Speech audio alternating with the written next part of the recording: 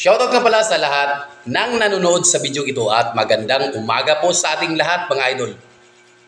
Sasagutin ko ulit yung sinabi nitong Iplidong Cagas tungkol po ito sa mga ex-convict na nagtuturo about sa Bible. Ang sabi niya, wala daw karapatan yung mga ex-convict. Ako raw, ex-convict raw ako napakatanga mo naman Cagas, napakabubo mo at gago. Alam sa totoo lang Cagas, sa totoo lang no, hindi naman ako malinis, hindi ako perpektong tao dahil makasalanan din ako. Kahit hanapin mo sa police station or sa NBI, ay wala kang makikitang record ko. Kahit sa barangay, wala kang makikitang Nelo Tulid na record. Yan po ang totoong aking pangalan. Wala kang makikita na record. Wala kang makikitang fingerprint ko na nandoon. Cagas, makinig kang mabuti. Huwag mong maliitin ang mga ex-convict na nagtuturo ng katotohanan tungkol sa Biblia. Dahil yung mga ex-convict na yan ay hindi nila alam noon na nakagapos sila sa tanikala ni Satanas. So ngayon, naputol na ang tanikala ni Satanas. Wala kang karapatan na husgahan sila na nagtuturo sila tungkol sa Biblia. Bagkus, maunawaan nating mabuti itong mga ex-convict, mga kriminal na mamatay tao noon, nagbabago sila dahil nakilala nila ang anak ng Diyos na si Jesus Christ.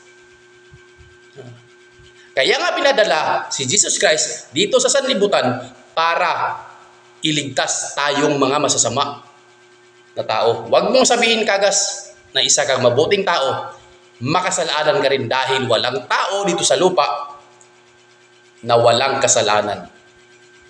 Cagas, ito lang masasabi ko sa iyo. Kung wala kang kasalanan, tusukin mo yung puwit ko. Gago! Kung wala kang kasalanan, tusukin mo yung puwit ko kung wala kang kasalanan. Kung hindi, kumuha ka ng bato, ipukpok mo sa ulo mo kung wala kang kasalanan. Kaya Cagas, mag-isip-isip kang mabuti bago ka magsalita sa mga ex-convict na nagtuturo tungkol sa Biblia. At huwag mong sabihin na wala silang karapatan na magtanong sa isang pari na ganito ganyan. Dahil lahat ng tao ay merong karapatan sa Biblia na malalaman ang katotohanan na sinasabi ng isang pari, kagaya ko. Kaya ko nga tinatanong si Father Darwin kung saan mabasa sa Biblia ang sinasabi niya na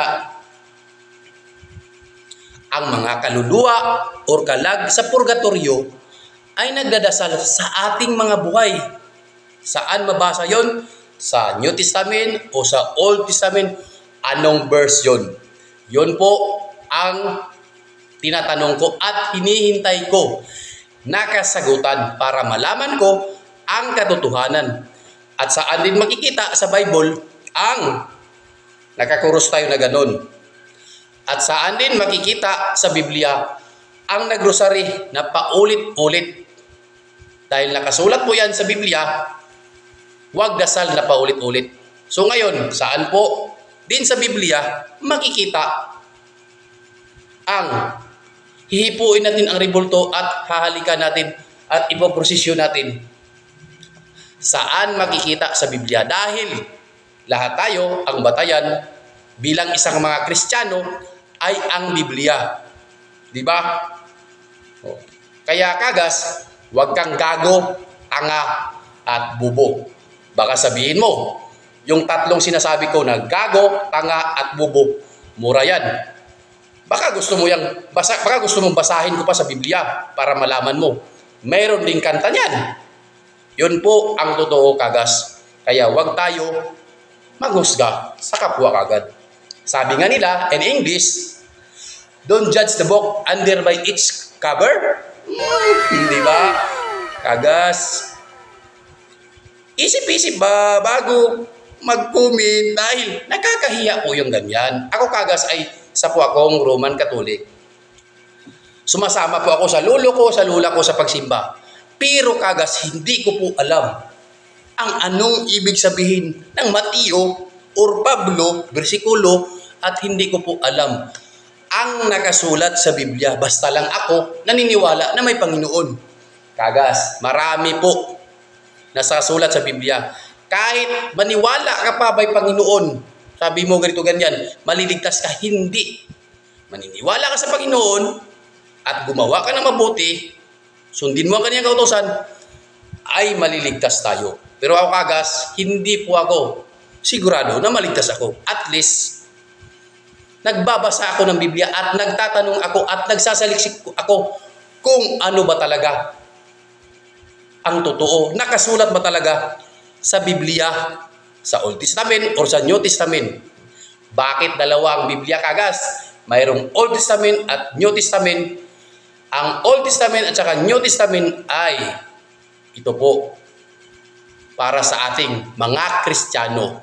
Yung Old Testament, panahon pa ni Moises, hindi na lahat doon ang dapat sundin.